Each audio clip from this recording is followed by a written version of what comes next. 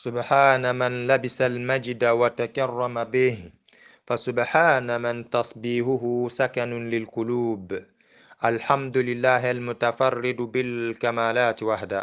لا إله إلا الله وحده لا شريك له،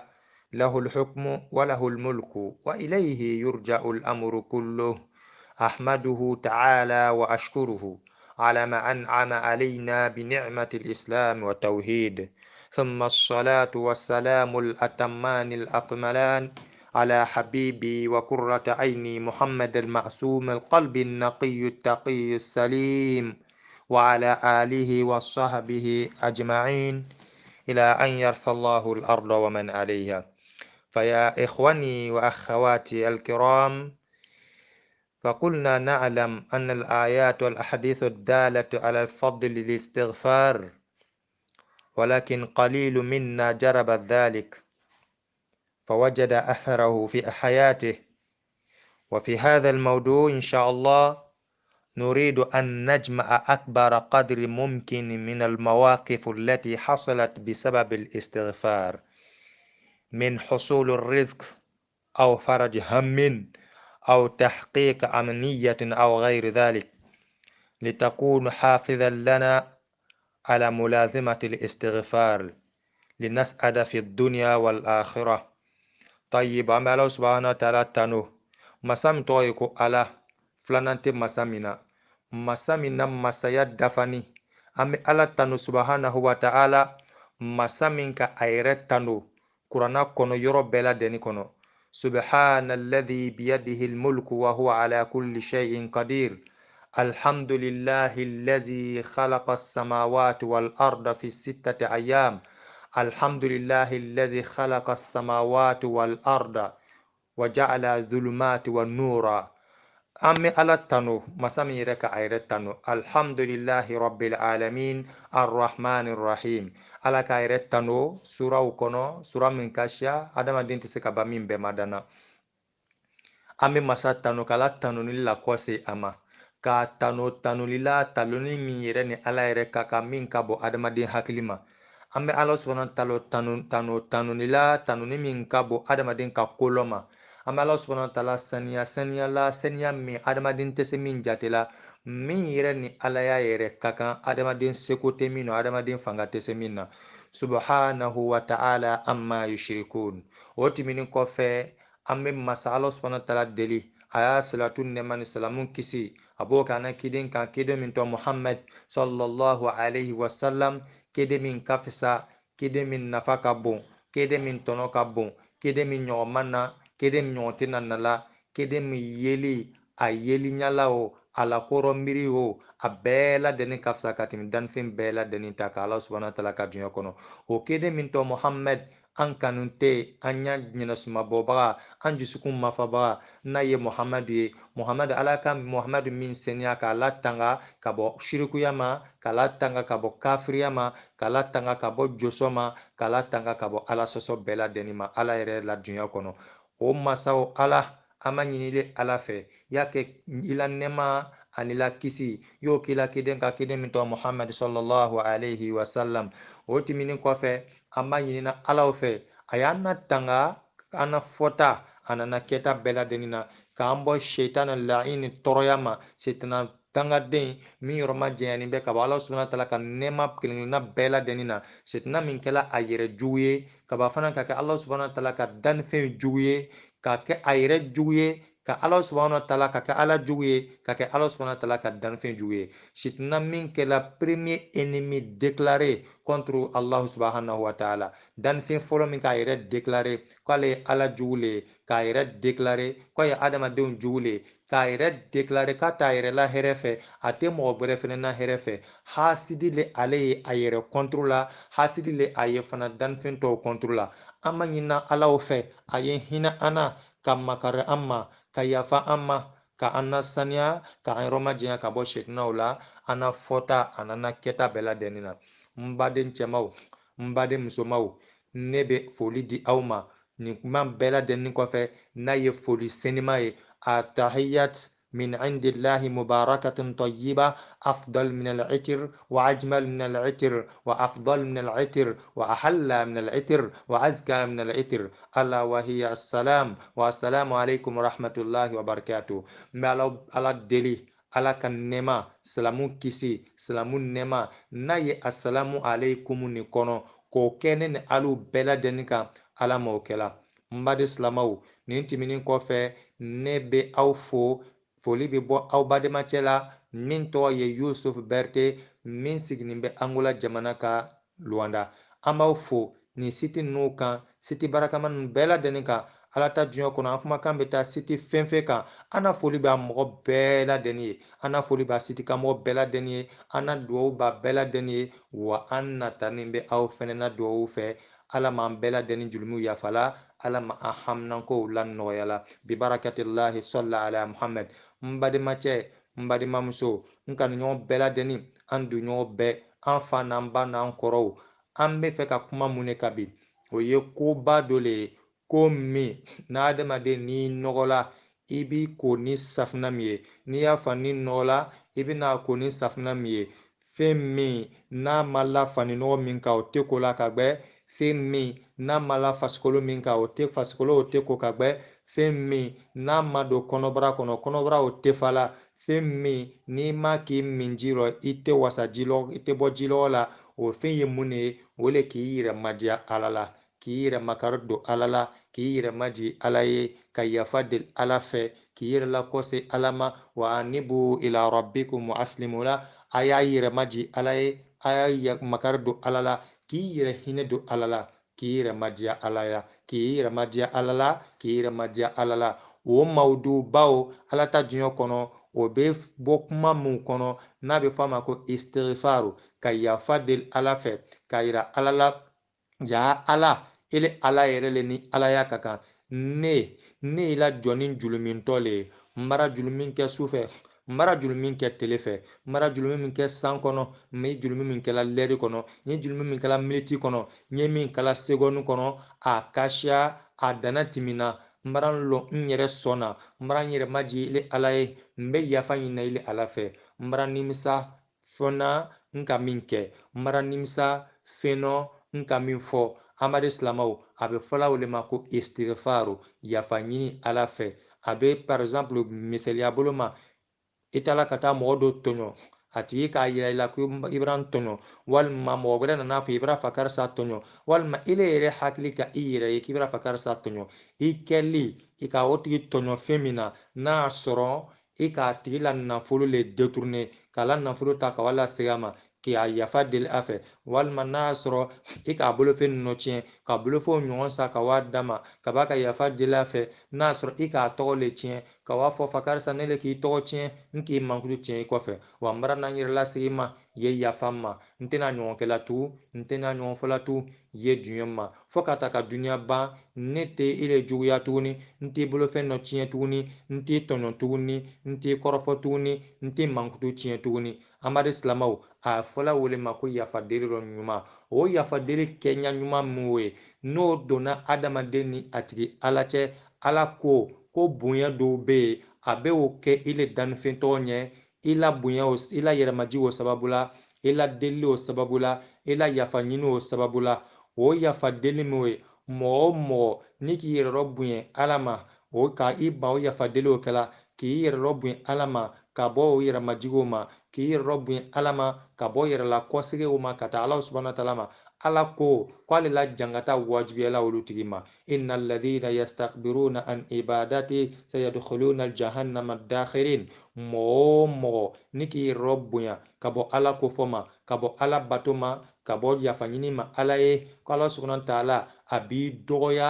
duniya kɔnɔ ya k'i lamalo duniya kɔnɔ wa kiyama fana a b'i dɔgɔya dannifɛnw cɛma bɛɛ la dɛni na dɛni yɔrɔ dugukolo ka yɔrɔ min nɔ a ye hamini a ye fɛ ka don arijinɛ o nata bɛ a ye la a ye siranni a ye siranna jahanama i t'a fɛ ka don jahanama kɔnɔ o ko hami b'aw la adamaden min k'i yɛrɛ bonya ala bato ma min k'i yɛrɛ bonya ka bɔ ala subhanahu wa ta'ala madeli ma k'i yɛrɛ bonya ka bɔ yafama deli ma ala la o lon na ala bɛna o dannifɛn cɛman n'a musoman bɛɛ ta k'o lebu jamabaw tema k'a lamaloya jamabaw tema ka ba do k'a ladon jahanama kɔnɔ fana dɔgɔyama jahanama kɔnɔ dɔgɔyama pilasi la ka ba k'a tigi fɛnɛ dɔgɔya fana k'a lebu ka lafili jahanama kɔnɔ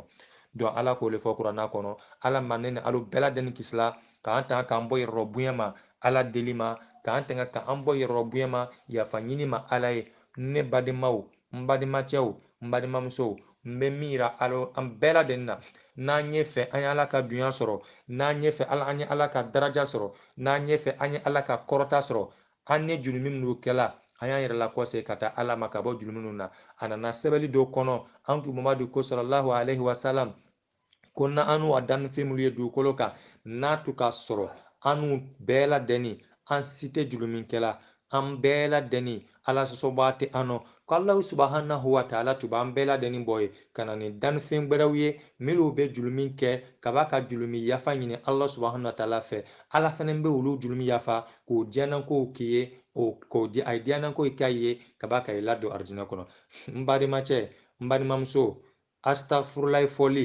istighfaru k'i yɛrɛ lakɔse ala ma ka tubi ɲini ala fɛ k'i yɛrɛ maji ala ye a fɔli da la n'a sabatila dusukun na a bɛ kɛ sababu ye ka nɛɛma dɔ de lase adamaden ma a bɛ kɛ sababu ye astagfirulayi fɔ a bɛ mɔgɔ jurumi yafa astagfirulayi fɔ n'i ye harijɛgɛ le fɛ a b'o lasi ma n badenmacɛ n badenmamuso silama bɛɛ lajɛlen an lamɛnbaa bɛɛ ni mɔgɔ o mɔgɔ n'i ye bonya le fɛ yafa ɲini ala subahana taala fɛ astagfirulayi fɔ la jimi n'i ye bonya le fɛ astagfirulayi fɔ la jimi n'i ye masaya le fɛ astagfirulayi fɔ la jimi n'i le mako ye den de la astagfirulayi fɔ la jimi n'i mako muso ɲɛnɛma le la astagfirulayi fɔ la jimi n'i mako ye nafolo le la astagfirulayi fɔ la jimi n'i mako ye saramaya le la astagfirulayi fɔ la jimi n'i mako ye kɔrɔta le la astagfirulayi fɔ la jimi n'i mako ye duniya damu fɛn fɛn na adamaden tɛ se ka min nadi mɔgɔ ma wa hali ni adamaden kɛla muso walima cɛ denko bara gwɛlɛya i ma den ta i bolo i bara hami den sɔrɔko la i bara hami cɛtabako la i bara hami buruju sɔrɔliko la n'a ye buruju ɲɛnɛma ye n badenmacɛ n balimamuso i jija astagfirulayi kan astagfirulayi lajimi ni ala sɔnna wallahi ni ala sɔnna ala subahanahu wa taala bɛ den d'i ma n'i ye sɛnɛkɛla le ye i la foro tɛ denna i tɛ sanji sɔrɔ la i la foro baraka tɛ don a la kɔbɔw de b'a ɲimi waati bɛɛ fɛnw de b'a tomu waati bɛɛ i sɔn de jala i jija astagfirulayi lajimi n'i ye commerçant de ye i tɛ nafa sɔrɔ la i la commerce la i la wari manangu ye tiɲɛna waati bɛɛ i tɛ ɲɛ sɔrɔ la ma client yɛrɛ le fana tɛ na la i le la marchandise magoyanin de a bara gbara o marchandise kelen o kun kɔrɔ i jija astagfirulayi fɔ ka se jate dɔ la k'a fɔ i y'a fɔla jate min na a fɔ i y'a tɛmɛ o kan a fɔ i y'a multiplier a fɔ fana i dɔ fara kan ka se jate la walahi a bɛna se jate dɔ la i ya marchandise nin ala bɛ mandiya la marchandise nin kan marchandise nin bɛ ban o kɔfɛ fana ala bɛ sababu ɲuman gbɛrɛ d'i ma min valeur ka bon ka tɛmɛ i ya marchandise o kan ala sɔnna tala bɛ dili ma dili kɛ i ma fɛn na i hakili tun tɛ min na ala bɛ i sɔn yɔrɔ rɔ i hakili tun tɛ min na wa i hakili fana ye sɔli fɛn min na ala b'o fana d'i ma o bɛ kɛla mun de sababu la astagfirulayi fɔ sababu n badenma silama bɛɛ lajɛlen bɛ kuranna hayaw karanna kuranna haya min nana astagfirulayi fɔ kan hadisa minnu nana astagfirulayi fɔ kan k'i yɛrɛ latubi ka taa ala subahana taala ma k'a bɛ mɔgɔw mako ɲa a bɛ mɔgɔ hakili sigi a bɛ dankaro furakɛ a bɛ mɔgɔ jigi to mɛ a ka dɔgɔ silamaw la min ye astagfirulayi fɔli min bɛ kɛ sababu ye ka adamaden jurumi yafa ka nafolo d'i ma ka den sabatiniw d'i ma k'i haminakow nɔgɔya a ka dɔgɔ silama la silama min b'o paratiki essaye la k'a kɛ k'a bila sen kan wa ala ka kuranna haya bɛɛ lajɛlen ni k'a sugu sugu ye a si tɛ nala gbansan dɛ a si tɛ nala gbansan a bɛɛ lajɛlen kuranna haya nin bɛɛ kɔrɔ le b'a bɛɛ lajɛlen na kuranna haya nin bɛɛ nafa le bɛ a bɛɛ lajɛlen na ne badenmacɛ n badenmamuso ala ka kuranna haya foyi a foyi le tɛ na la ko a min bɛ na ka na ten ko kun t'a la ko min bɛ na ka na ten ko kɔrɔ t'a la kɔrɔ le bɛ ala subahana taala ka kuranna haya bɛɛ la kɔrɔ le bɛ ala subahanahu wa taala a ka aya bɛɛ la a n'a ka sura bɛɛ lajɛlen na n bɛna don aya minnu kɔnɔ ani hadisam lu kono ni mɔgɔ minnu ka kuma ninnu faamu ni ka kuma ninnu lamɛn ka ba ka paratiki ka baara fana bila sen kan ni ala sɔnna ma ala bɛ n'i jigi tugu mɔgɔ o mɔgɔ ni gbɛlɛya y'i kan a damina amadu silamɛw kuma nin mɛn lɛri nin na tan k'o a bila san wɛrɛ la yastafurula ye damina a yɛrɛ caman tɛ se san wɛrɛ yɛrɛ ma mɛ i jija i y'a kɛ ɲama ala subahanahu wa taala ka kiden k'a kɛ cogo min na i jija i y'a kɛ ni dusukun na sabatili ye kamasɔrɔ fɛn o fɛn n'a bɛ bɔ i da ala kofɔrɔ n'i ye fɛ a ye jaabi ma n'i ye fɛ a ye julumi yafa i b'a kɛ le bi ihdaril qalb k'a kɛ i dusukun bɛ na ka sabati i ye min fɔla dusukun bɛ taa o fɛ dusukun bɛ lɔ miiri o kan dusukun bɛ sabati o kan k'a sɔrɔ a bɛ ko ɲɛ i ma ele sigini ki astaghfirullah le fola ko ala ye julumi yafa walma ya astaghfirullah le fola ko ala bi harje foli ya astaghfirullah le fola ko ala ye hamna ko noya e sigini e mir e hakili ye television ma ka ma filɛ e sigi ya ma ka fɔ ko astaghfirullah ye tolonkɛ la telefɔni na e sigi ya astaghfirullah ma ka fɔ ye tolonkɛ la yɛlɛma ko labɔ barow cɛma e sigi ni gɛrɛn cɛma a ye yɛlɛma ko labɔw la tasabiyajanw b'o dɔw bolo a y'a fila astaghfirullah astaghfirullah kuma min yɛrɛ bɔla da kɔnɔ tolo yɛrɛ tɛ se k'a rɔ miiri k'a fɔ k'i b'a kɔrɔ yɛrɛ jate fɔ k'a déclarer k'a détailler k'a fɔ mɔgɔ ɲɛ mɔgɔ bɛ se ka min kɔrɔ ɲɛ ye amadu silamɛw ni ala ko fɔ kɛra o ɲɛ a tɛ se ka foyi le ɲɛ i ma i y'a to yen o ka fisa n'a kɛli ye n'i ye fɛ ala ko fɔ bɛ ɲɛ mɔgɔ ma a bɛ jaabi ma astafurulayi fɔ n'i y'a fɛ a bɛ julumi yafa n'i b'a fɔ waati min na a fɔ fɔli ɲɛ ye ala k'a kolo lajigi cogo min na a fɔ fɔli ɲɛ ye muhamadu k'a fɔ cogo min na sallallahu alaihi wasallam mɛ ni k'a fɔ k'a kɛ tɔgɔ bɔndala ye k'a fɔ ten dɔrɔn wala k'a fɔ ko i fɛnɛ y'a kɛla wala k'a kɛ k'a dalakɛla k'a kɛ k'a ɲagami k'a la ɲɔgɔn kan sa ye siyamanba sɔrɔ hali fɔɲa ɲuman yɛrɛ tɛ amadu silamɛ a tɛ foyi le ɲɛ i ma dɛ o defo le bɛ an na mɔgɔ siyaman na ala ko fɔlɔ n'i bɛ astaghfirullah kɛ sa ala subhanahu wa ta'ala bi i julumi yafa i b'a fɔ astaghfirullah astaghfirullah astaghfirullah i b'o fɔla waati min na i b'i hakili bila n ka nin wuya nin fɔ nin yɔrɔ la n ka nin julumi nin kɛ nin lon na n ka nin kɛ yan fɛ n ka nin kɛ yan fɛ n ka nin kɛ yan fɛ i b'a astaghfirullah fɔla waati min na i b'i hakili lase k'a latagama k'a bila i julumi ninnu la n'i hakili bila sera i julumi ninnu ma i hakili ta k'a bila ala kan ala n b'a ɲinina i ala fɛ i ye julumi ninnu yafa n ye i ye julumi fankarisa yafa n ye i ye nin yafa n ye n ti ala i ye nin lihala la ɲa n ye n ti ala i ye haminanko la ɲa n ye i hakili bɛ kɛ ala kan i dɛngɛniya fana bɛ kɛ ala kan ala min tɔgɔ bɛ boli da i dusukun bɛ sabati o masa kan n'i b'a o kɛla o ɲama inshallahu ta'ala ni jaabi bɛ sɔrɔ ala subhanahu wa ta'ala ka jɔnya kɔnɔ i la ala wele la n badenmacɛ n badenmamuso ala subhanahu wa ta'ala wele ala subhanahu wa ta'ala wele ala ka an jamana la kuranna ayaw kɔnɔ istighfaru fɔli ka yafa ɲini ala fɛ ala ka an jamana la kuranna kɔnɔ yɔrɔ bɛɛ lajɛlen na wa antu muhammad alayhi salatu wasalam a ka bɛɛ lajɛlen fana na sun a ma kuranna hayaw kɔnɔ hadisaw kɔnɔ min ye hadisa sabatiniw ye ni k'a mafilɛ i bɛna sɔrɔ nafa minnu b'a la a nafaw tɛ se ka ban fɔ la mɔgɔ joli le mɔgɔ min bɛ julumi camanw kɛ mɛ ale tɛ astafurulayi kɛ mɔgɔ joli le haminanko caman bɛ ale sɔrɔ ale tɛ istighfaru kɛ mɔgɔ joli le fantanya gbɛlɛn bɛ mɔgɔ minnu kan a tɛ astafurulayi kɛ la n balimacɛ ni k'o kɛ i bɛra tɛgɛgbɛlɛya lase i yɛrɛ ma n balimamuso n'i k'o kɛ o lihaliya kan i bɛra balawu lase i yɛrɛ ma i bɛra sɔnja lase i yɛrɛ ma wa i kɔsegin joona i tɛ ala subhanahu wa ta'ala ka kuranna aya ma i kɔsegin joona i t'an kutu mamadu la hadisaw ka sallallahu alayhi wa sallam n'o kɛla ala b'i jigi tugu n'o kɛla ala bɛ solution ɲuman d'i ma n'o kɛla ala subhanahu wa ta'ala bɛ bɔda ɲuman d'i ma an bɛ taa ni ala subhanahu wa ta'ala ka kuranna ayaw ye nafa jumɛn de bɛ astaghfirullah fɔ la ala subhanahu wa ta'ala ka kuranna aya caman de fɔ aya caman fana kɔnɔ an bɛna na aya jumɛn de ye fɔlɔ ala ko di kuranna kɔnɔ an b'a di silamɛw donc an badenmaw ala subhanahu wa ta'ala ka dunya kɔnɔ astaghfirullah fɔ kuranna aya min bɛ yen n'an bɛ min premier ta an bɛ taa suratu nuhu kɔnɔ ayata ani sabala walma aya katabla ayatan nanna walma kadamna ayatana ko wabla ayatan nanna Allah subhanahu wa ta'ala kamule fo nuhun nen ko kan ala ko di qur'ana kono ala ko faqultu astaghfiru rabbakum innahu kana ghaffara yursilis samaa alaykum midrara ويمددكم بأموال وبنين ويجعل لكم جنات ويجعل لكم أنهارا ما لكم لا ترجون لله وقارا وقد خلقكم أتوارا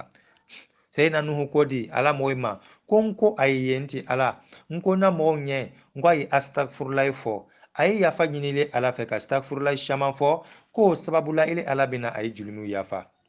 astaghfirullah sababu la shaman fo li sababu la Allah subhanahu wa ta'ala bina denche shaman duma ka den shaman duma astaghfirullah fo sababu la Allah subhanahu wa ta'ala bina yiri foro ni nako foro ni jardin foro barakama shaman duma astaghfirullah sababu la Allah subhanahu wa ta'ala bina sanji barakama laji ukan ko mune ko son aybe ni kuma barakama ni yela ka to ye ka aw jusu gbeleya alala ka aw jusu fariya alala ka aw ban ni kuma ni fola ka aw yɛrɛ la kɔse ka taa Allah subhanahu wa ta'ala ma amana salama ni ka kurana aya ni filɛ ala ka sababu ɲuman ba le shaman da amani na dɛ mɔgɔ mɔgɔ ni ye sababu ɲini na anu min b'a fɔ la k'a fɔ ko foyi le tɛ se mɔgɔ ma n'i ma sababu la ma ɔ sababu filɛ nin ye dɛ sababu baasi tɛ tɛmɛ astafurulayi fɔ la mɔgɔ ye mɔgɔ min limɛnɛ ala ma mɔgɔ ye mɔgɔ min lala ala la mɔgɔ ye mɔgɔ min lala o kɔfɛ a ka ala ka kiden na n'a ye muhammed sallallahu alaihi wasallam astafurulayi fɔ fana al istighfar a sababu la ala subhanahu wa ta'ala bɛ hinɛ lajigin adamaden kan o kuranna aya fana n'i bɛ fɛ k'o dalilu sɔrɔ e ta suratul namlu kɔnɔ aya 46 la ala ko di lawla tastaghfiruna allaha la'allakum turhamun ko hal na tukɛla wa yɛrɛ la kɔ segi ka na ni ala ma ka astagfirulayi fɔ ko n'o tukɛla ni ala tun bɛ hinɛ a la i ka ye astagfirulayi fɔ bɛ hinɛ lajigi adamaden kan n'i ye fɛ ala ka hinɛ bɛ jigi kan n'i ye fɛ ala ka julumi yafa bɛ jigi kan n'i ye fɛ ala sɔnna tala ka sakina ye jigi kan n'i ye fɛ ala sɔnna tala ka jusukumafa bɛ jigi kan astagfirulayi fɔ lajimi mɔgɔ o mɔgɔ n'i le dusu le bɔla waati bɛɛ i hakili sigini tɛ i hamini bɛɛ i jigi tigɛni i ka kɛla bon kɔnɔ i hamini e ka kɛ baarakɛyɔrɔ rɔ i hamini i sɔn jani i dusu tɛ se la fulila ɲa susu le ma problème bara na ka i kunna mini problème bara na ka wara i ma i kɔfɛ problème bɛ yen i ɲɛfɛ problème bɛ yen problème bɛ sanfɛ a b'i duguma amadu cɛ an badenmamuso astagfirulayi fɔ lajimiba astagfirulayi fɔ i y'a fɔ a fɔ ɲa ma i y'a fɔ ni hakilisi ye i y'a fɔ k'i jigi sɛmɛ ala la i y'a fɔ k'i kɔ sɛmɛ ala la wallahi ala bɛ mafantiya la d'i ma a b'a la hinɛ la jigi kan a bɛ julumi yafa a b'a fana ka hakilisigi d'i ma hakili bɛ sigi fɛn fɛn na ka kɛ sababu la ala bɛ na n'o sababu ye k'o d'i ma astafurulayi fɔ bɛ mun de kɛ fɔlɔ a fɔlɔ ma a bɛ kɛlɛ ban mɔgɔ ni ala cɛ ala min nafolo bɛ ala min bolo ni kɛlɛ bɛ ile n'o ala o cɛ a bɛ nafolo d'i ma wa den bɛ ala min bolo ni kɛlɛ bɛ ile ni ala o cɛ den bɛ di wa hali ni den dila denw caman fanba bɛ kɛ den fofow ye o bɛ kɛ dɔlɔminaw ye o fana a den ninnu yɛrɛ min bɛ d'i ma ala bɛ denw d'i ma le ala ko fɔ bali mɔgɔ min taa safure kala a mako tɛ ala la a mako foyi tɛ ala ko la a mako tɛ ala ko fɔ la ala bɛ se ka den di o ma a bɛ dunya ka den di o ma mɛ den ninnu bɛ k'a jangata fɛn ye a bɛ bɛɛ lajɛlen bɛ k'a sɔnja fɛn ye donc o de kosɔn n'a fɔla ko ala bɛ den di mɔgɔ ma astafurulayi fɔ sababu la n'ala ka den di ma den bɛɛ lajɛlen bɛ kɛ den barakamaw le a bɛɛ lajɛlen bɛ kɛ den lɔniw le a bɛɛ lajɛlen bɛ kɛ den sabatiniw le den fofo tɛ sɔrɔ denw la a cɛman n'a musoman bɛɛ lajɛlen i den musoman dɔw bɛ gwɛlɛya ka tɛmɛ dɔw ta den cɛman kan o ye bɔla min de la k'i yɛrɛ lakɔse ala ma ka yafa ɲini ala fɛ ka tubi ala ma ka i yɛrɛ lakolonya ka bɔ julumuw la ka astafurulayi fɔ k'a k'i minji ye k'a k'i domini ye k'a k'i i surafana ye k'a k'i terela ye astafurulayi tɛ ko fitinin ye dɛ an badi silamɛw mɔgɔ o mɔgɔ fana n'i y'a fɛ ala subahana taala ye gwɛlɛya ko wuli ka bɔ i kan n'i y'a fɛ ka hamina ko wuli ka bɔ i kan astafurulayi lajimi mɛ ni kɛlɛ bɛ adamaden tɛ komi an ka kuma kun tigɛ ɲa min ma kɛlɛ bɛ ile ni ala cɛ ele dun mako ye den na kɛlɛ bɛ ile ni ala cɛ ele mako ye nafolo la kɛlɛ bɛ ile ni ala cɛ ela butiki tɛ marché la kɛlɛ bɛ ile ni ala cɛ e la société tɛ taa la ɲɛfɛ kɛlɛ bɛ ile ni ala tɛ ile mako ye manankun na manankun t'i bolo kɛlɛ bɛ ile ni ala tɛ mɔgɔ i la julu b'i la i m'a sara ɲalo i kan ka mun kɛ kɛlɛ b'a i ni ala cɛ fɔlɔ ba n'i na ala diyala ala subhanahu wa ta'ala ko fɛn foyi de tɛ yen min magasin tɛ ale ala bolo wama nunaziluhu illa biqadarin ma'lum mais ko ni ala ko fɛn bɛɛ lajɛlen belebele ye ni ala bolo wari belebele n'a y'o fɛ o magasin ye ni ala bolo muso ɲuman dan n'a y'o le fɛ o magasin ye ni ala bolo n'a ye den ɲɛnɛma camanba le fɛ n'a y'o le fɛ o magasin ye ni ala bolo n'a ye sanji barakama le fɛ o magasin ye ni ala bolo n'a ye sababu ɲuman le fɛ o magasin ye ni ala bolo a b'a magasin dayɛlɛ lakile d'i ma ni mun ye o le astagfirullah fɔ ye ka yafa ɲini ala fɛ ka bɔ jurumuw la an jurumuw ka ca dɛ ala ka nɛɛma dolu na bɛ surunya nali la adamaden na mɛ jurumi na wara kojuguya bɛ kɛ sababu ye k'a don i n'a cɛ mɛ ni ka astagfirullah fɔ ka yafa ɲini ala fɛ ala bɛ jurumiw yafa kaba ka hinɛ la k'a la nɛɛma bonda dayɛlɛ ye ne badenma cɛ ne badenmamuso n'i le mɔgɔ min ni jamana president bɛnna la i le jamana min kɔnɔ bɛɛ k'i ya jamana lɔn i ye ameriki le wa i ye europe le wa i ye afiriki le wa i bɛ azi le wa ele ye jamana min kɔnɔ amadu silamaw o jamana yɛrɛ president yɛrɛ min president bɛɛ lajɛlen sanfɛ n'a fɔra ko kɛlɛ t'i le ni o tɛ k'i ka di coup de fil le i le ni o tɛ su ni tele n'i wulila waati bɛɛ i bɛ taa don a la palais la k'i mako fɔ a ye a b'i mako ɲa ne kɔni ka dɔn i t'a fara ɲa jamana kɔnɔ mɔgɔ si tɛ se k'i tolonkɛ ile tigilamɔgɔw la jamana kɔnɔ n'a fɔla jamana kɔnɔ ko fa karisa denmuso fa karisa min ni walima fa karisa denkɛ fa karisa min ni ko le ni an na jamana president nin ka di an na president jamana ni president lani ka wuli junɔgɔ le ye amadu silamɛw i mako bɛra ɲa jamana kɔnɔ donc jamanaw bɛɛ lajɛlen president olu ta president olu danbaga olu lakolatigɛ president olu fagabaga olu nitabaga olu kaburu dɔnbaga o le ye alahu subhanahu wa ta'ala ye allahu akibaru banki bɔ minnu ye aw bolo nafolo minnu ye banki kɔnɔ o banki o lakile mara ni mɔgɔ minnu bolo o mɔgɔw lu mara masa le alahu subhanahu wa ta'ala ye kiliyan minnu nana ka na sanni kɛ i fɛ dɛ kiliyan olu nunjulu ye ala subahana wa ta'ala le bolo marchandise min i mako b'a la ka bɛn i la magasin kɔnɔ dɛ o marchandise o bɛ labɛn usine min na o usine o tigi danbaga le ala subahana wa ta'ala ye donc kɛlɛ b'a ɲini ala cɛ fɔlɔ ba y'i sigi ye ala la résultat ma kɔnɔ im ka ye an ni ala tɛ an mako ɲala ka an caman mako ɲala problème bɛ ɲini k'an faga mankanw bɛ jamanaw kɔnɔ lukɔnɔyɔrɔ si sumani tɛ jamana si sumani tɛ kɔntina si sumani tɛ makosaw bara wara jelulabanw bara wara hamiw bara wara jankɔrɔ sulanboli bɛɛ bara wara mun de sababu la ala le bara dimi an kɔrɔ kamasɔrɔ an ye fɛn fɛn kɛla fabima kasabata aidina an ye ko ko kɛla ala ko an bolo labaara jugu conséquence k'o le kɔsegila ka na an yɛrɛ ma donc yafa ɲini ala fɛ fɔlɔ ba n badenmacɛ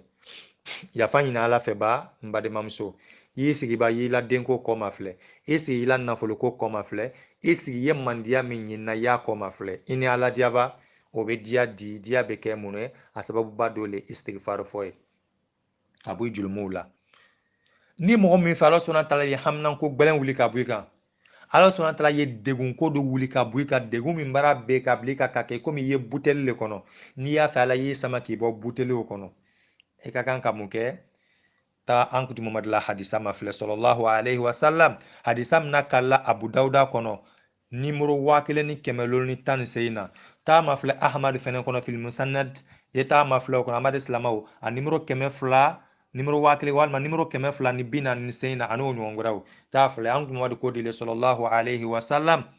a ko man lazima al istighfara ja'ala allahu lahu min kulli daykin makhraja ومن كل هم فرجا ورزقه من حيث لا يحتسب سبحان الله ko mɔgɔ o mɔgɔ ni k'i fasa astagfirullah fɔ ma k'a lajimi a m'a fɔ de ni mɔgɔ min k'a fɔ siɲɛ kelen astagfirullah ou bien i b'a fɔ tele kelen k'a d'a ma astagfirullah parce que problème min an n'u la silamɛw la ko la bi o le nin ye mɔgɔ y'u la bi ka taa karamɔgɔ karamɔgɔcɛ ala tɔgɔ dɔ d'u ma dɛ n bɛ min wurudi n bɛ nafolo sɔrɔ ala tɔgɔ dɔ d'u ma dɛ n bɛ den sɔrɔ ala tɔgɔ dɔ d'u ma dɛ n bɛ nin sɔrɔ mɔgɔ minnu t'a fɛ ka taa moriw fɛ olu baara o ye olu ye minnu tubini ka bɔ mori baara ma minnu tubini ka bɔ jotigiw baara ta ma olu fanba caman bɛrɛ mun de la ala tɔgɔ ɲini o ala tɔgɔ ɲini he karamɔgɔcɛ ala tɔgɔ dɔ duma dɛ min bɛ se ka nafolo lase ma na surtout nafolo haha allahu akbar cɛ ni muso bɛɛ lajɛlen o ɲaɲini na bɛɛ lajɛlen fɛ ka nafolo bonba sɔrɔ ala man ne na alu bɛɛ lajɛlen sɔla miliyari la n ba de silamɛw n'i ye fɛ ala ye wariba di ma ala ye nafoloba di ma ala y'i bɔ gbɛlɛnkɔrɔ k'i bɔ haminankɔrɔ an tun ma na hadisa ni a ta a ko de ko ni mɔgɔ o mɔgɔ ka astafurulayi lajimi a lajimina le de amadu silamɛw mɔgɔ min bɛ wuli sisan ka taa karamɔgɔkɛ fɛ ka taa karamɔgɔkɛ fɛ karamɔgɔkɛ ala tɔgɔ d'u ma n'ala karamɔgɔkɛ k'a fɔ a ye ko taa astafurulayi lajimi i astafurulayi lajimi n'ala sɔnna i bɛ nafolo sɔrɔ ne ni alu bɛɛ la de n'an k'a daminɛ bi tɛnɛn yanni tɛnɛn kun wɛrɛ tɛ an ma nafolo sɔrɔ an ma foyi sɔrɔ an b'o dabila an bɛ taa karamɔgɔ wɛrɛ ɲara tuguni yɔrɔ ɲini karamɔgɔkɛ ala ko fɔ dɔ tɛ yen wa i bɛ min d'u ma n'o k'a fɔ a ye ko astafurulayi k'a b'a fɔ walayi n bɛr'o kɛ n bɛra astafurulayi kɛ ka dɛsɛ n bɛr'o kɛ lolo n y'o kɛla le n badenmacɛ i t'a kɛla kɛ ɲama ko bɛɛ la deni al'amur al'amal ala dawam n'i ye fɛ ala b'i sara baara la dɛ duniya baara le wa kɛman baara le wa ala jimiba an karamɔgɔkɛ dɔ bɛ yen a ko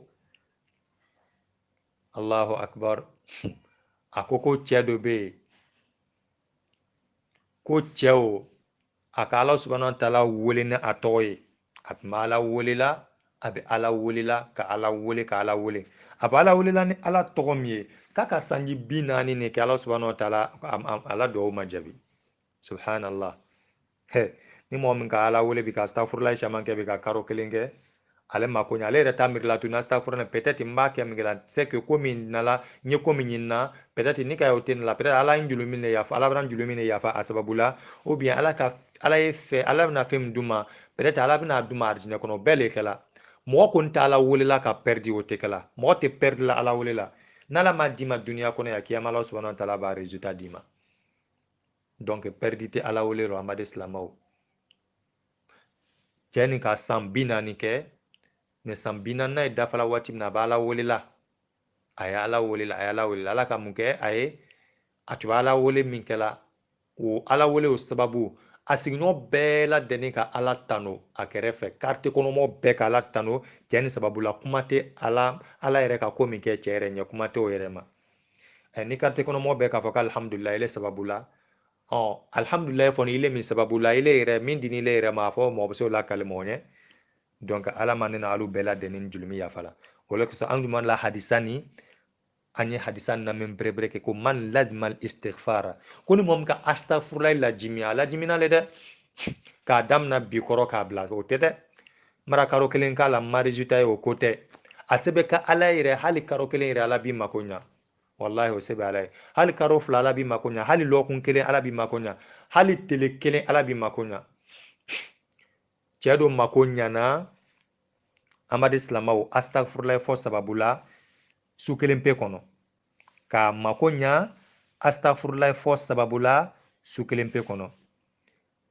an bɛ fɔ ala ka lɔnnikɛlaba dina ɲɛmɔgɔba n'a bɛ fɔ a ma al imam ahmad bun hanbal imam bun hanbal lon dɔ la a tun bɛ fɛ ka taa don misiri dɔ kɔnɔ k'a labato kɛ a tun bɛ fɛ ka si ye ka ala deli ka ala bato misiri gardien ma sɔn k'a fɔ k'a bɛ don ko datu waati sera k'a bɛ bɔ a banni ko parce que o ye misiri kɔnɔmɔgɔ dɔw ta laada ye ni datu waati sera dɔrɔn a bɛ mɔgɔw labɔ ka taa lu kɔnɔ ko bɛɛ lajɛlen ye bɔ mɔgɔ tɛ si la mɔgɔ tɛ se ka to yen tuguni ka ala wele kɛ su fɛ walima ka ko wɛrɛ kɛ ko ka da sɔgɔ a ka imam ahmad bin hanbal misiri gardien k'a labɔ kɛnɛma a labɔni kɛ kɛnɛma a ko nɔ n badenmacɛ i yafa ma i ye da yɛlɛ ɲɛ don bɔn i y'a to yen misiri dala yɔrɔnin min ni hali n sen 2 pilasi bɛ se ka sɔrɔ yɔrɔnin nɔ yan ten dɔrɔn ɲɛ to yɔrɔnin nɔ yan i ka na n gbɛn ɲɛ to yan ni na ala wele kɛ yan ɲɛ na ala bato kɛ yan fo k'o bila kɛ yan ni kɛnɛ bɔ tɛ o kɛ min kɛla gardien ko ni lɔ yɔrɔ fitinin nin kɔni i bɛ se k'i lɔ ye misiri dɔrɔn tɔ ye kɔni a ka sansan don olu ma mɔgɔ si tɛ donna ye fo ka kɛnɛ bɔ imam ahmad bin hanbal rahimahullah a tola o yɔrɔ la yen a b'a la wele la a b'a astafurulayi fɔ la a bɛ julumi yafa ɲini na ala fɛ a b'a la ko fɔ la a tola o ɲama burubisila dɔ bɛ a la yɔrɔ kɛrɛfɛ o bɛ timina misiri nin kɛrɛfɛ o bɛ timina misiri kɛrɛfɛ yɔrɔ la ka wala burubisi la o bɛ si la burubisi le la aka imam ahmad bin hanbal ya loni be ako imam bin hanbal ma ko mbade ma ce wasro burubislani yere ma allon ka fo abe fala mo ma imam ahmad bin hanbal ko ale lebete amare islamaw ni kuma ni fana kuma koroma badole ni fana lonkela bamulu milu kadi alaye milu ye dina kanfola milu ye masabaw ye a ye cɛbaw ye olu le filɛ ten mɔgɔ i t'a lɔ n'a ye ma a ye yɔrɔ bonyani tɛ i t'a lɔ a ye ma ɲa sugu sugu le ma mɛ an na masa minnu ye dunuya kɔnɔ an na woritigi minnu ye dunuya kɔnɔ an na lɔnnikɛla ba minnu ye dunuya kɔnɔ olu bɛ dogo na wa n'a ye natɔ yela bɛɛ lajɛlen bɛ girin k'i wuli k'i lɔ subhanallah ni lɔnnikɛla ba sugu nin filɛ ten a ɲinibaga yɛrɛ bɛ na ka na tim'a la a t'a lɔ k'a fɔ k'ale yɛrɛ le bɛ ten la ilaha illallah ala ma bɔda ɲuman dilan ne ni silama bɛɛ lajɛlen ma burukisila nin ka mun kɛ a ka cɛ nin ta mɛ a ma lɔ ko imam ahmad bin hanbal la ko n bademacɛ ile bɛ yɔrɔ na ye do tɔɔrɔ ni lɔni b'i sen kunna tan ko i lɔni mɛnɛ a ko n lɔni mɛnɛ n bɛ ka ala le bato mɛ misiri kɔnɔ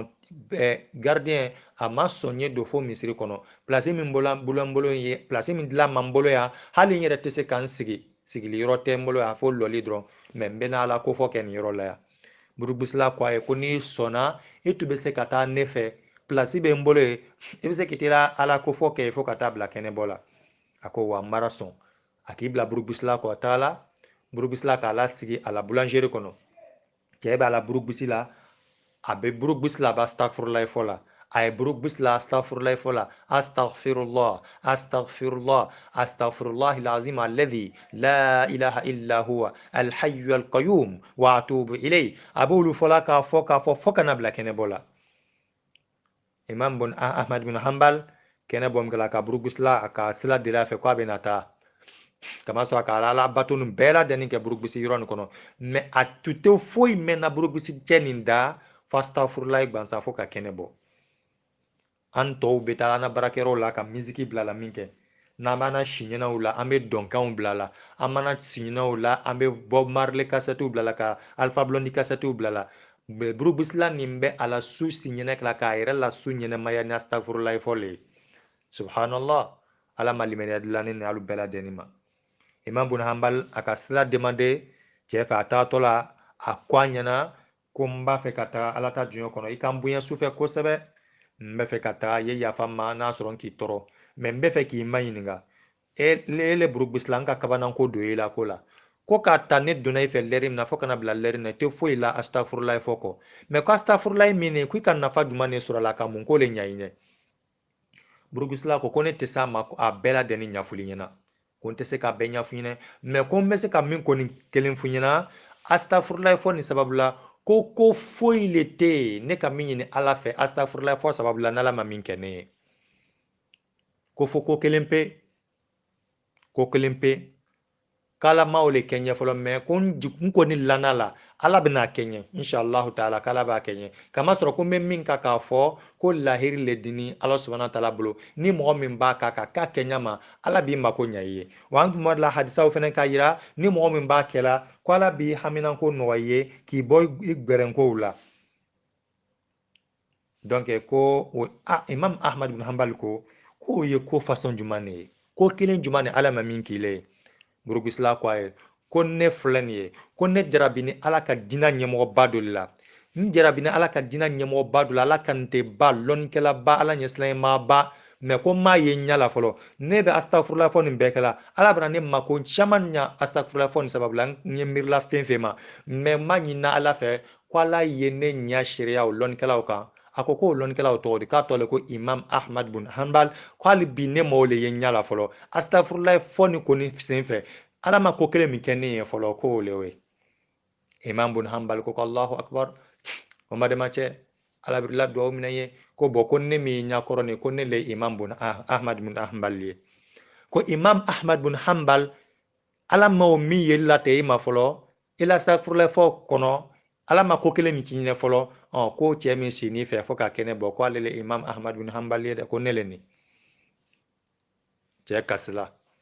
amademacɛ nin bɛ mun yira an na an balimamuso nin bɛ mun yira an na ka astagfirullah fɔ tɛ haminanko tola ye an tun ma de tɛ kuma fɔla gansan ala ko muhammed sallallahu alaihi wasallam ma yantiku anil hawa in huwa ila wahyun yuha allamahu shadidul quwa dhu miratin fastawa ko an yabe kide muhammad min nande muhammadu mi ye kofola ɲeni sallallahu alaihi wasallam k'a tɛ kuma bɔla a yɛrɛ rɔ a tɛ kuma fɔla kun fɛ ko n'a ka kuma sugu sugu fɔ ala le ka o dɛngɛniya dama ala le k'o wahayu dama o kide muhammadu wele ko nin ye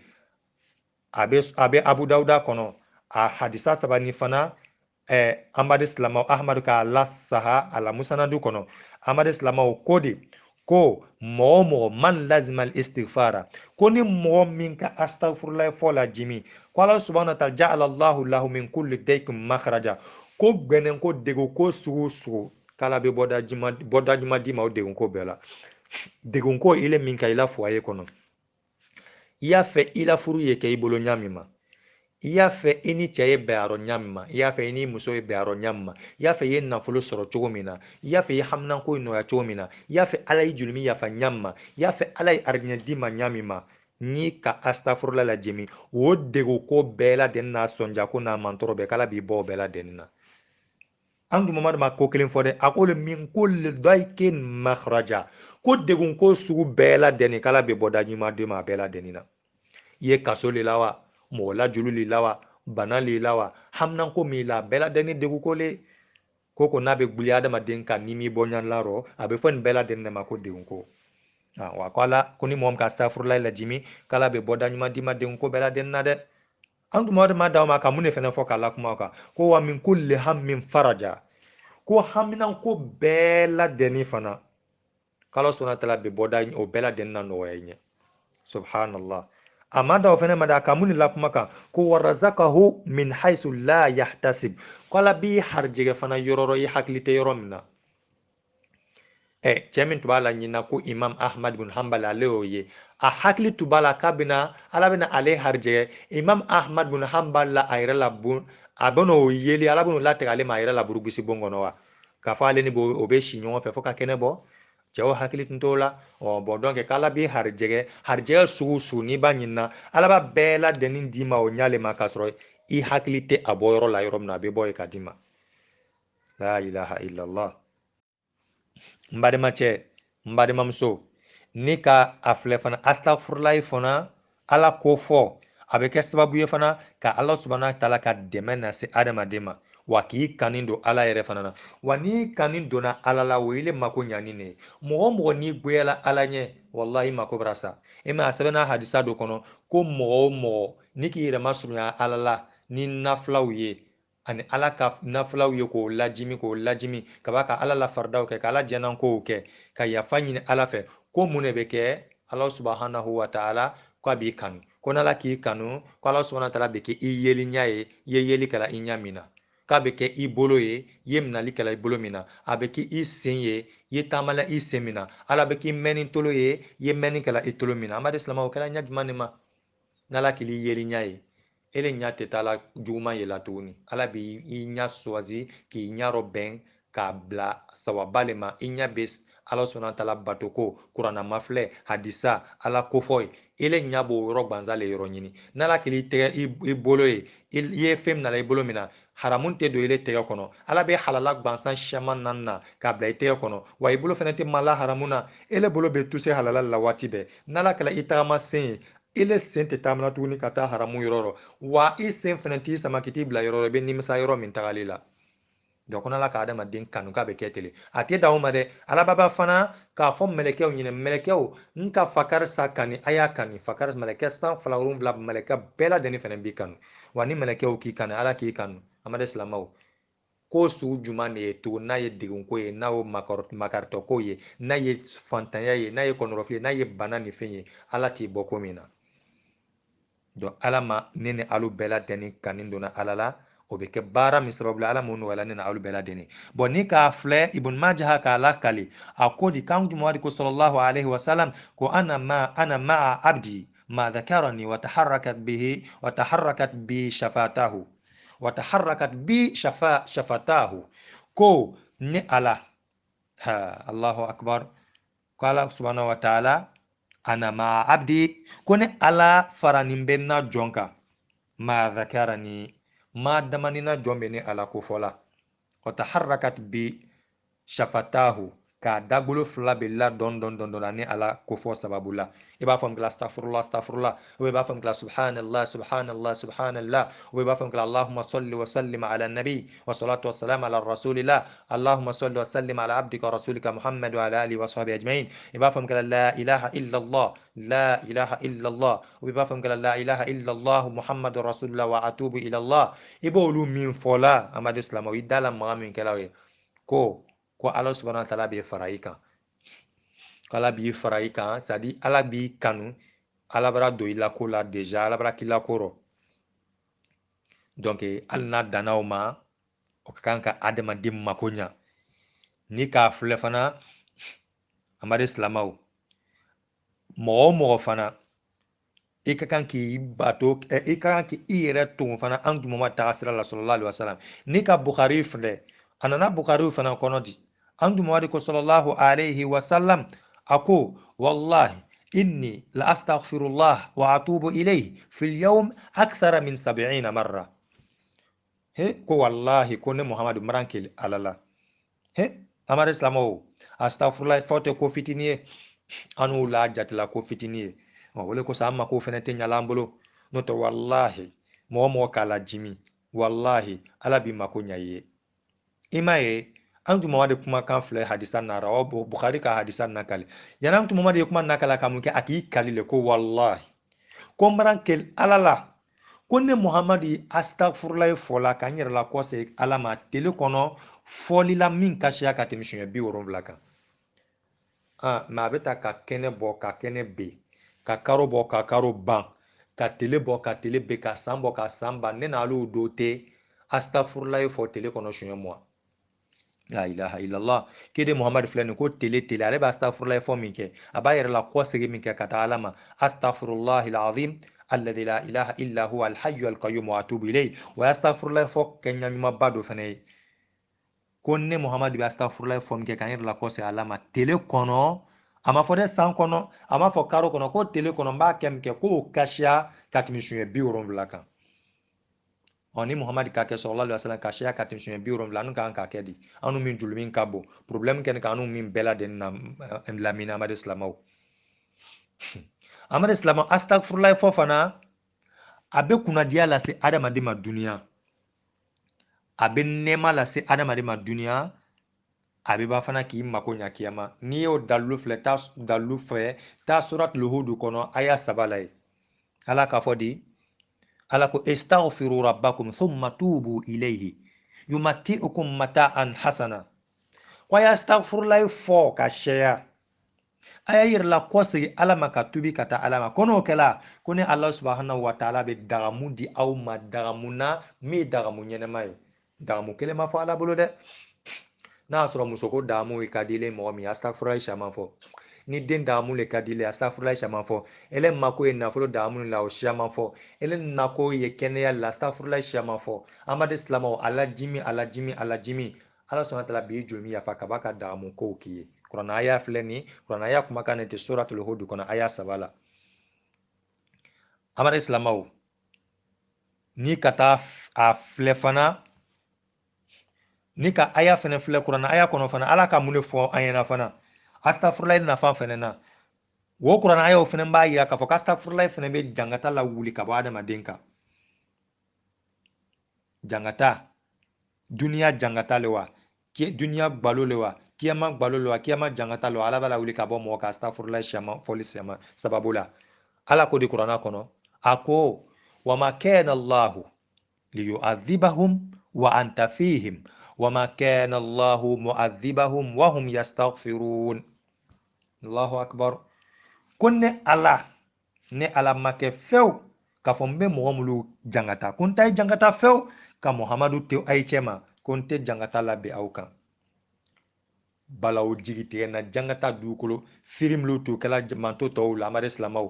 aw k'a mɛn ko manto dɔw tɛmɛna an ɲɛfɛ fɔɲɔ le nana k'olu halaki komi ɛndukaw na ɲɔgɔnnaw adukaw na ɲɔgɔnnaw mɔgɔ dɔw nana duniya kɔnɔ ya mɛlɛkɛ le kulela olu la k'o bɛɛ lajɛlen ni ta fɔɲɔ gbɛlɛn le nana ka na dɔw halaki amadu silamɛw ala subhanahu wa ta'ala ka dugukolo da firi dɔw ye i komi sedina luti ka mɔgɔw nka ala ka mun de fɔ an tun muhamadu ma ko muhamadu i hakilila tigɛ ko ne Allah subhanahu wa ta'ala tile mankutu immanto nunu jangata few kile Muhammadu to ay chema la ilaha illallah wante ay jangata ka balawula be ay ka fana ma damanna ayye astaghfirullah fola na yayire la tubila kana ne Allah subhanahu wa ta'ala ma amade ma chena amade mamso kala ye mune ka anye orotuni ni ka hadisa fene fle ebe na ye fana vraiment ja astaghfirullah fene sababula Allah subhanahu wa ta'ala be adamadina duwa jabla ala kodi astaghfirullah antu mawadi kodi hadisa na abi hurairah radhiyallahu anhu akodi ko yanzilu rabbuna tabaraka wa ta'ala ila as-sama'i dunya kull al-layla amar islamau ko Allah subhanahu wa ta'ala ila akhir al-hadith ko Allah subhanahu wa ta'ala be jigi kabo san kabo alam masaya place la be fo yoro mina kabo e kana dunya san kono ya kulla laylati su kelengele na bela denina susu kene kene na be boka suko susu na be ko kala subhanahu wa ta'ala be jigi su kelengele na ni be kono kana dunya san kono ya Allahu akbar ka seba yala ka be to san kono ya ha fo su talante sabana betimi ko fo su talante sabana wati alaba fodi ko man yad'uni fa astajiba la man yad'uni fa astajiba la ko jonni bena ne wele jonni ne wele labi su lerin na manto wa soro do lani snoro lube ka korono dron Allahu akbar ni ye fa alabi makonya ala ye julumi yafa ala ye hamnan ko wuli kabuika ala ye denyene madima ala ye nafolo dima ye mandiyale kowa ye saramayale kowa e wuli sufe ba ya yira Allah subhanahu wa ta'ala la ala deli selu ke yastaghfirullah fo ha e ba fana yi hamnan ko yira ala la madislamaw wallahi Allah subhanahu wa ta'ala bi hamnan ko noya e mae hadisanu kono ya mo juman ne kala ba nyingali ke ko jone mako ye ne ala la bi kan wele ni leri ni la ko mbila do jabi ko jone ne dalla bi fendola amman ko min mako be ala ama min soro nyalo amma la nyalo amma bulu nyalo amma la bina soro nyamma jone mako be o fendola leri na ka o yira ne ala la ko mbo ke o tigiye ko jone man yastaghfiruni fa aghfir la ko jone yafa nyina ne Allah subhanahu wa ta'ala fe leri na mbo julumi yafa ne ni le min julumin ka shi afo ka danatimi ala kuma ka ala be nin fosu bela denina de ka be ke ko han ala be o fo ka tabla fajiri seli watila Allahu akbar ima wala ko sang Muhammad sallallahu alaihi wasallam ni seli farda ka ban ibe ya ba astaghfirullah fo shunya saba ala salamu bla bela deni ko fe na bana fala assalamu alaikum rahmatullah seli la assalamu alaikum rahmatullah seli kono na bana fala abe mo fo astaghfirullah bo fo shunya saba amadi islamaw kasro ka allahumma anta salam abo duwa la kan donc ni ne sababula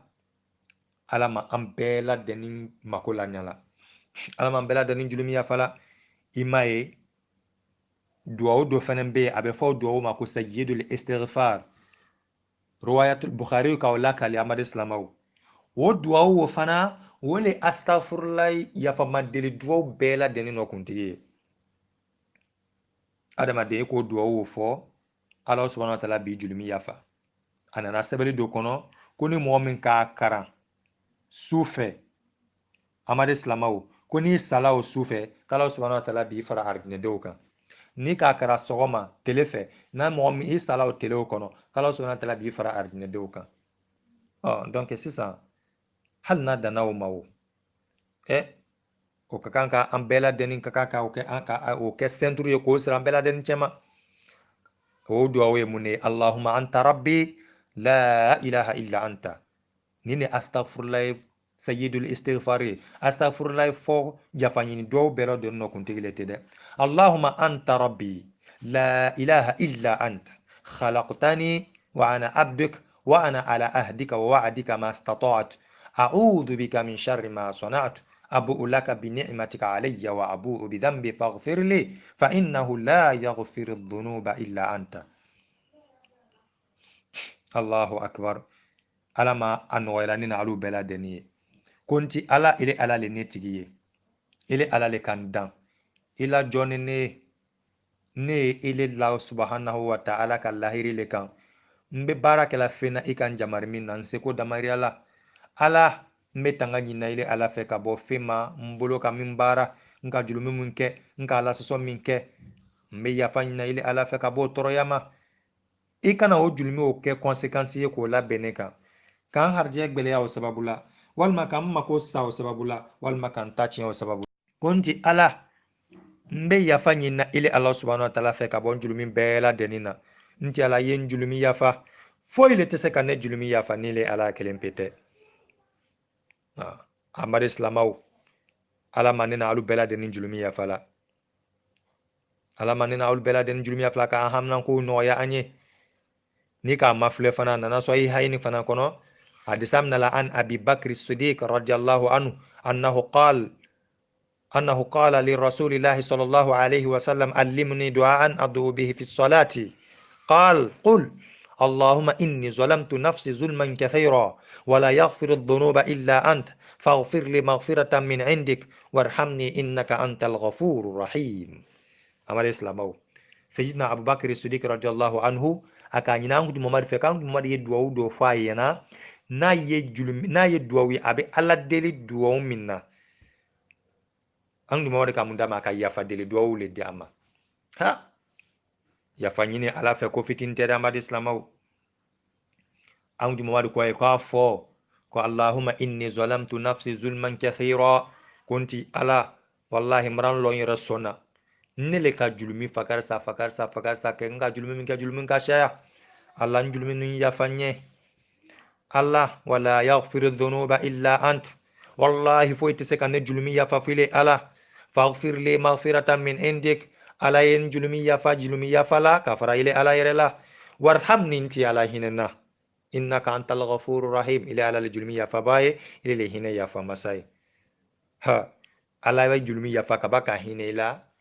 hine sigiroma fulale ala bolo dunya hine be dunya nema be kiyama hine fenen be kiyama nema be wa bela deni be duwa nu kono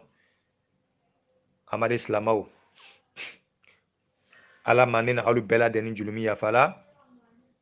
ala man bela deni hamna ko noyala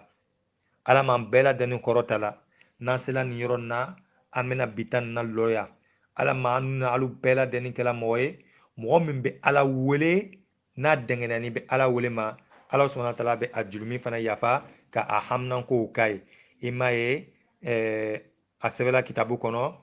kwa ala wele wa antum mukin bil ijaba ni ya fe Allah subhanahu wa ta'ala ayi julumi yafa ayi hamnan ko kiye ha ayi ila duwo min kala ajabi kuya la wele me ya la wala watimna wasro illa ni alala kala be se ki julumi yafa illa ni alala kala be se kan nafolo dima illa ni alala kala be se ka dendima illa ni alala kala be se ki dianan ko kiye me ila ala wele ya astaghfirullah mimma ka fo ya ala wele mimma ka fo ya salatu mimma ka ke ala antu mo alayhi salam ele yere bolo vraiment te se ka fo ile nyaima me ya kala le dron malgré ka ke parce que abra fo kuye ake walma ya kala le dron walma ibra mo to yi akelila fene ye andala maga amade islama ibe mo shaman bale tasabiya julu jamba bolo asignimbe ate fo fra sofra abe maka Allah subhanahu wa ta'ala ibe to so yirela ni ma fo afonyama ita kala ni limaniyaye ita fala ni haklisiye ita fala ki dengena la alaka ni julmi yafa natai ni hamna ko no ni julmi ya natai ni ya fola nya so nala mi kuna da kuma be buida mi meke ala ni ka astaghfirullah donc ala manini ala bela deni am bela deni tangala kan ta kan boma kama sɔrɔ kuma o kuma ko n'i bɛ don a la i bɛ don a rɔ amadu silamɛw ni nata ye n'a ye ala subhanahu wa ta'ala deli nata ye n'a ye hakililatigɛ fɛnɛ nata ye k'a lɔn ka vraiment n ye min fɔla nin ala subhanahu wa ta'ala bɛ n mako ɲa nin sababu la ala subhanahu wa ta'ala a bɛna bɔda ɲuman d'u ma nin sababu la amadu silamɛw n'o kɛla ala b'i mako ɲa n'o kɛla Allah subhanahu wa ta'ala bi julumi yafa ala manina alu bela deni julumi yafa la ala manina alu bela deni hamnan ko noyala ala ma bodan madlan na alu bela deni ma ala ma annina alu bela deni lakanala mɔgɔ minnu ye tunga na sitini kan ani duniya yɔrɔ yɔrɔ ala ma bɛɛ ladɛnni sɔla sodon nafolo bunba na selima na barakama la minnu fɛnɛ sigi ni sosigi nafolo selima na barakama ala ma dila olu ma ka ne n'alu bɛɛ lajɛlen hijabu ala m'o kɛra k'an bɛɛ lajɛlen sutura ala m'o kɛra ala kana ne n'alu si lebu ala kana an kɔrɔbɔ ala kana an kɔrɔlɔ n'an sela an bɛna bi tan na lɔ nin tun ye aw badenmacɛ la bi sɔgɔma foli ye min tɔgɔ ye yusuf bɛrite min sigilen bɛ angola jamana ka luwanda حياكم الله جميعا اللهم اجعلنا الهادين المهدين ولا تجعلنا الضالين ولا المضلين اللهم اهدنا واهدنا سبنا واجعلنا سببا لمن اهتدى برحمتك يا أرحم الراحمين سبحان ربك رب العزة عما يصفون والصلاة والسلام على الأنبياء والمرسلين والحمد لله رب العالمين وآخر دعوانا أن الحمد لله رب العالمين السلام عليكم ورحمة الله وبركاته حياكم الله جميعا